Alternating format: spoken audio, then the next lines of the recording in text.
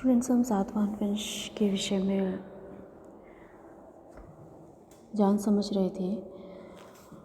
अब हम प्रारंभिक सातवाहनों के इतिहास पर प्रकाश डालेंगे इस लेक्चर में। सातवाहनों का इतिहास सिमुक से प्रारंभ होता है। सिमुक राज सातवाहन शक्ति को स्थापित करने वाला प्रथम शासक था। हालांकि वायु पुराण का कथन है कि आंध्र जातीय शिमुक ने या सिंधुक ने कर्ण वंश के अंतिम शासक सुशर्मा की हत्या कर शुंगों की बची हुई शक्ति को समाप्त कर पृथ्वी पर शासन करेगा।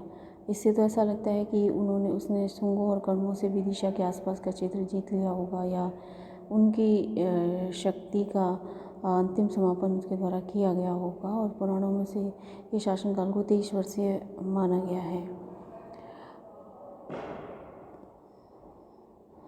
नानाघाट अभिलेख में भी राजा सिमुक सातवाहन कहा गया है उनको। और सिमुक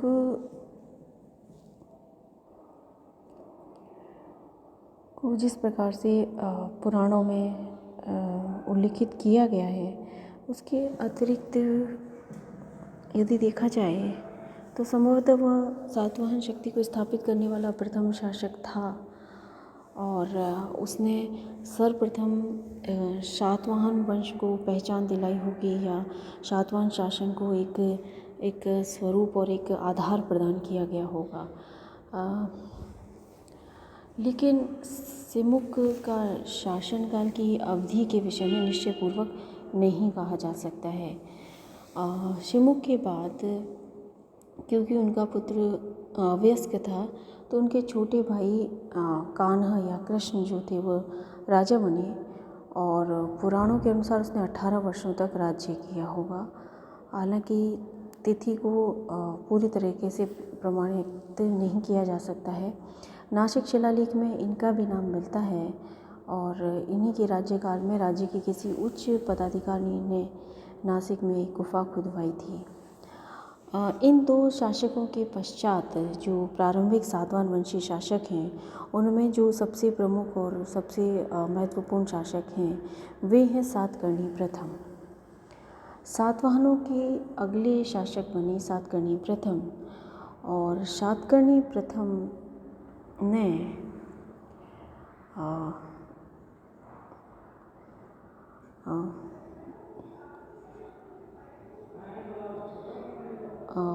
अपने वंश में सबसे पहले तो उनके विषय में ये उल्लिखित तथ्य है कि वो अपने वंश में सातकर्णी की उपाधि धारण करने वाले प्रथम शासक थे। सातकर्णी प्रथम प्रारंभिक सातवाहन नरेशों में सबसे अधिक विख्यात शासक रहे और उनका विवाह अंग्य कुल के महाराठी त्रिनयकेयरों की पुत्री नागानिका या नयनिका के साथ हुआ। और इस वैवाहिक संबंध से सातवाहनों की शक्ति अपने एरिया में काफ़ी अधिक प्रभावी हुई।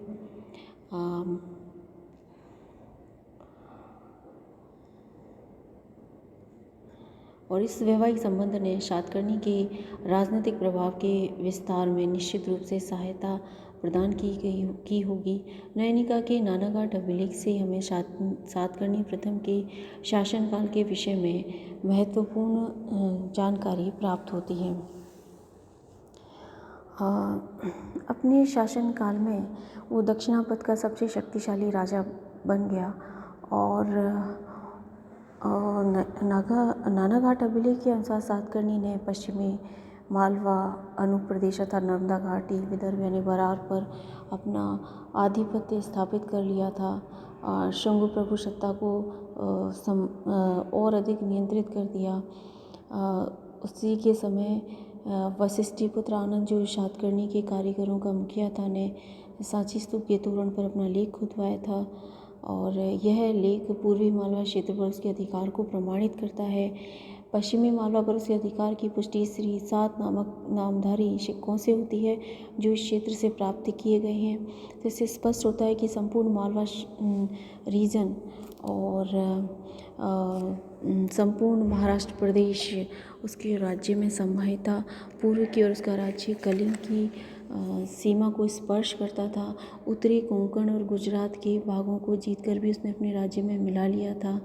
संभवतः उसे कलिंग नरेश खारवेल के आक्रमण का भी सामना करना पड़ा, जिसमें हाथी गुम्फा अभिलेख से पता चलता है कि उस खारवेल ने अपने राज्यारोहण के दूसरे वर्ष में सातकर्णी की परवाह न करते हुए पश्चिम की ओर अपना सैन्य अभियान किया। यह सेना कर्णवेना अर्थात वैनगंगा नदी तक आई और असिक नगर तक आतंक फैलाया। यह स्थान हालांकि सातकर्णी के अधिकार में था और यहाँ की खुदाई से सातकर्णी का सिक्का मिला है, तो ऐसा पता चलता है, ऐसा प्रतीत होता है कि सातकर्णी ने खारवेल के सैन्य अभियान का प्रबल प्रतिरोध किया। इसके फलस्वरूप कलिंग नरेश को वापस लौटना पड़ा और ये जो भूभाग था वो सातकर्णी प्रथम के नियंत्रण में बना रहा। यदि हम सातकर्णी के अन्य उपलब्धियों की बात करें तो नए नानाघाट अभिलेख में उन्हें शूर, वीर, दक्षिणाधिपति, अप्रतिहत चक्र कहा गया है। सातकर्णी ने 2 अश्वमेध और राष्ट्रीय यज्ञ भी कराए, इससे उससे साम्राज्य की श्री संपन्नता भी बढ़ गई। तो कह सकते हैं कि सातकर्णी प्रथम ने अपने शासनकाल में अपने साम्राज्य को एक आधार, एक विस्तार तो प्रदान किया ही, साथ ही साम्राज्य में सामाजिक और सांस्कृतिक उन्नति और समृद्धि का भी साम्राज्य में प्रसार हुआ। उसके शासनकाल में भौतिक दृष्टि से समृद्धि और संपन्नता का काल था। सातकर्णी प्रथम ही पहला शासक था जिसने सातवाहनों को सार्वभौम स्थिति में ला दिया। उसकी विजयों के फलस्वरूप गोदावरी घाटी में प्रथम विशाल साम्राज्य का उदय हुआ, जो शक्ति और विस्तार में गंगा घाटी के शुंग और हिंदी वन शासकों के साम्राज्य की बराबरी कर सकता था। पेरिप्लस से पता चलता है कि एल्डर सैरागोनस एक शक्तिशाली राजा था जिसके समय में सुपर और कली अर्थात सोपारा और कल्याण से जिनका समीकरण किया जाता है, ऐसे बंदरगाह अंतर्राष्ट्रीय व्यापार वाणिज्य के लिए पूर्ण रूप से सुरक्षित हो गए थे।